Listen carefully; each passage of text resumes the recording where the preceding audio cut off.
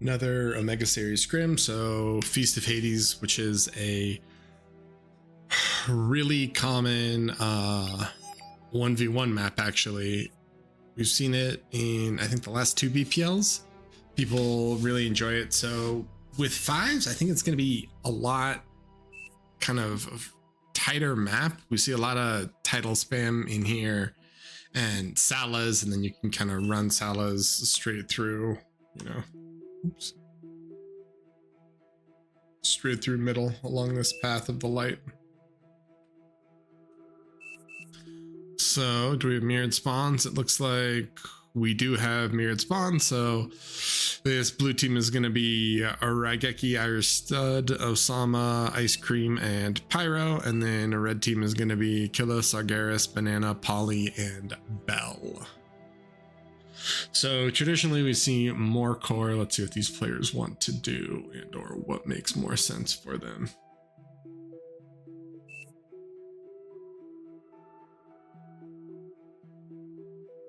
So they're talking about sliders.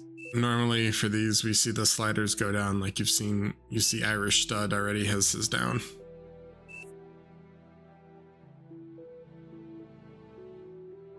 Last game, these 2 players didn't lower their sliders, but everyone else did. So they rolled their lane just because they had additional resources. All right, let's see what we got here. So we've got core, arm, core, and core. So red team is 4 core, 1 arm. So at least they have the arm if they want to dip into arm tech. And then we've got what? Core, arm. So we've got 8 core and 2 arm players, which has been pretty common on a lot of the maps we see here, especially those C maps. We see almost pure core, and in the scrims that we've been watching so far, it seems like arm is just grossly underrepresented on a lot of these maps. The one exception being glitters that we've seen, just where people were spamming wind, and then arm vehicles on glitters is nice. So Bell is in full resource generation mode. He is just spamming wind for his team, spamming core wind for his team. Poly is going to open arm V.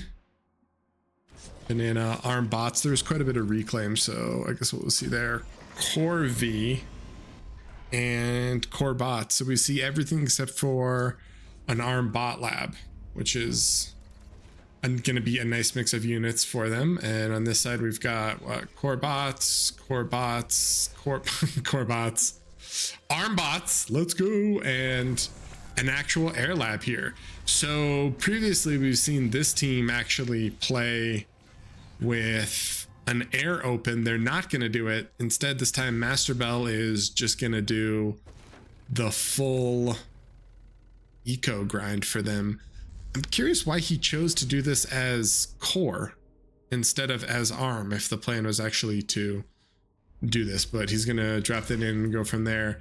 And Pyro is going to go for the scout, and he should see that there is no air. So I'm curious if he is going to try to do an actual bomber transition and to see what he can get done. There is quite a few grouped bases here where he might be able to bomb and get like 4 windmills or so. Let's see, in terms of vision, what do we get here? So he's gonna see Killa. He is also gonna see the share. Oh, is he gonna land it? Oh no, he's gonna fly back around. Meanwhile, players kind of scouting and seeing what they can, and sure, he's coming. But we see the full scout, so he sees he should have been shot down by now. He hasn't been. And yeah, he's gonna make the bomber transition. Meanwhile, Osama with the grunts just pushing in, able to snipe quite a bit. And does he get the expanding con? He gets 1 expanding con. Oh no, is he gonna get another? Oh, commander's there, should save it. Repair? Ooh, grunts don't. Little scary. So Banana getting bullied a little bit by Osama, and IrishStud getting ready to raid with it as well. IrishStud might be able to find Poly's expanding con here, and that's scary because Poly has almost no units. He doesn't have the BP in his base yet, but he is building it, and Bomber is out. So Killa sees the Shuris. They know Shuris are coming, and unfortunately that Bomber is seen as well. So are we gonna see? We don't see any nettles or any AA put down. Interesting. So this Bomber might be able to get quite a bit of value. In the meantime, Osama and Banana still battling it out, and up on top there is a nettle down finally, so that's not going to achieve too much. Bombing run comes in, gonna snipe 6 wind and the max. Amazing. Coming for the second one, gets the radar, the max, and 4 wind. So far this has been incredibly valuable. Coming in next round, and he gets another 5 wind and a max. So this is well worth it. He has totally set them back economically, and he's actually gonna come back for another run. Does he just have... Ooh, I think he wasn't quite microing it. Gonna fly back over. Gets more wind on this side. The nettle is gonna kill the Bomber. Not quite. He's not gonna pull it back though. He is gonna let it die. So great work from Pyro, able to do a ton of damage, especially economic damage there, and really reset him. This is looking like a blue team lead right now fully. And if we look just at map division here, we've got Polygon and Banana kind of struggling to push out and take these mexes here, which is concerning because IrishStud is just mass expanding behind them directly with his comm. So Poly needs to kind of get out here. His lab is idle. Interesting. Okay. And up top, couple incisors, find the ticks, make short work of them. This Polygon open is a little bit scary, or not Pyro open is a little scary. There are figs. There is a fig in the air now at least, so they should be able to contest some of the Shuri play. Oh, Poly? Whew. Barely catches them and pushes them back. Killa is gonna come up and see Raigeki. Raigeki gets a good D-gun here. This is actually going to be pretty massive. Gets 3, gets 2, gets another one, gets another one. So trades like half the life of his comm and cleans up that entire grunt raid there. We see IrishStud with the rocket bots just pushing.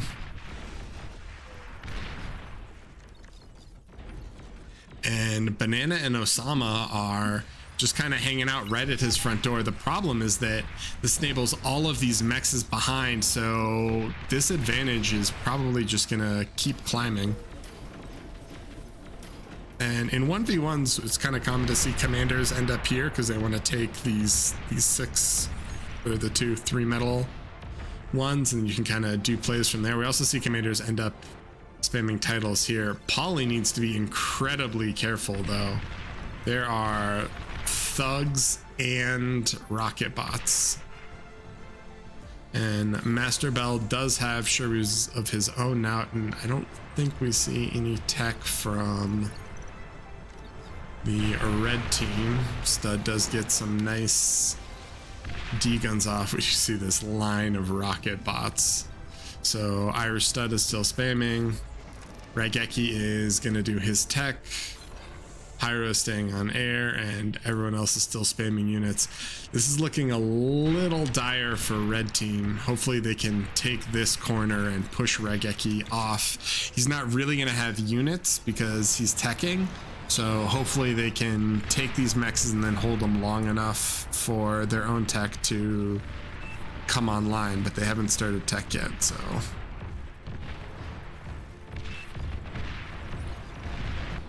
Wait until he's deeper, trying to bait him in. So we see, oh, Lashers from Sargeras, interesting. In 8s, we've seen a little bit of a return of like the Lasher Wolverine, just because it's really scary versus a lot of like rocket bot lineups, and versus like Janus Stout if your commander can hide and be in a good D-gun position. Is this a Pyrotech walk? Oh no, he's just gonna do high ground there. Poly does not have a lot of units here. He's walling, but he looks slightly outmatched. We see Janus coming out now. There are Shuris on this side. MasterBel has 13 Shuris on his side as well, so if they do push in too far, MasterBel should be able to send these Shuris over and make things happen. Pyro is chilling. Raigeki, I don't think he should get dove. He is getting dove. I don't see that here. There's no way, right? Here's the E for this. 40, 30, 20.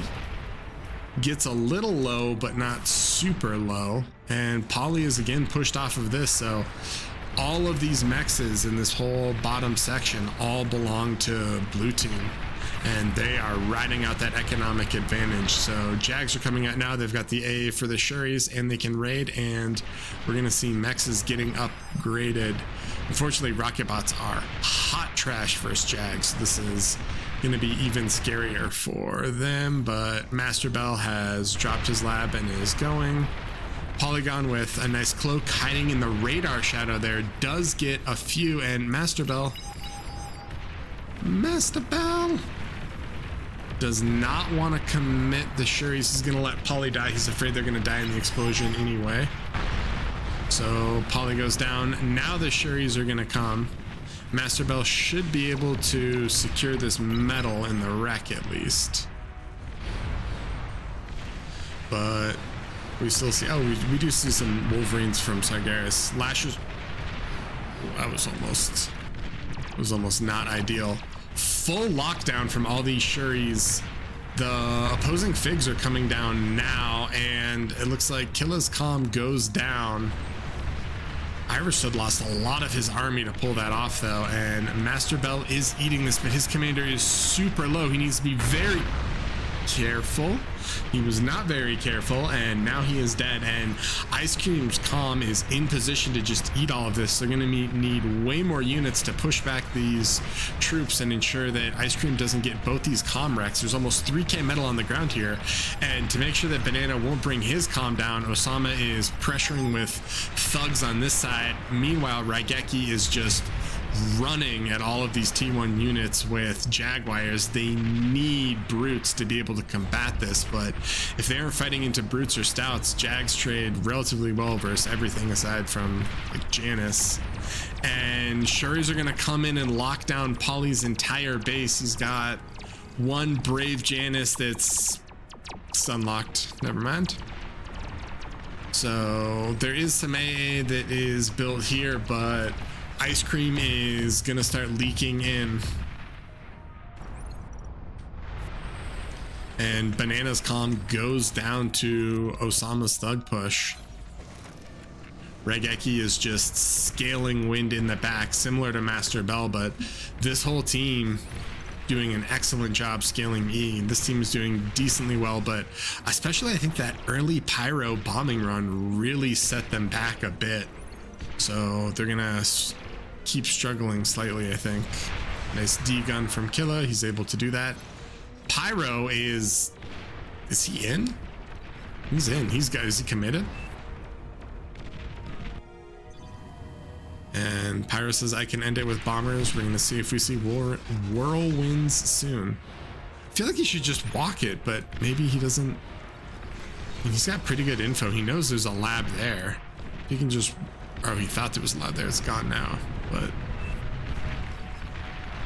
all right, and sliders. They've got sliders all the way, and they've got sliders there.